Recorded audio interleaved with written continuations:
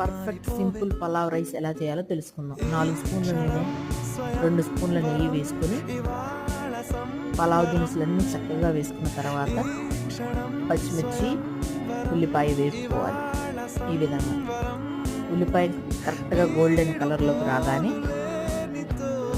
అల్లం వెల్లుల్లి పేస్ట్ వేసుకోవాలి.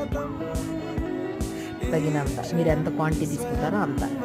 అలాగే కొబ్బరి పేస్ట్ కూడా వేసుకొని అవి రెండు బాగా వేగినాక అప్పుడు టమాటాలు వేసుకోవాలి. నేను ఇక్కడ 2 కేజీలకి 6 టమాటా వాడాను. ఈ విధంగా నూనె బాగా తేలినాక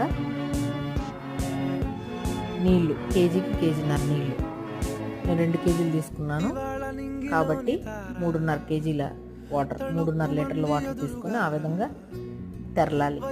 తెరిలినాక మనం తీసుకున్న 2 కేజీల బియ్యం వేసేసి 10 నిమిషాల తర్వాత చూస్తే ఈ విధంగా చక్కగా పర్ఫెక్ట్ పలావ్ రైస్ తయారవుతుంది.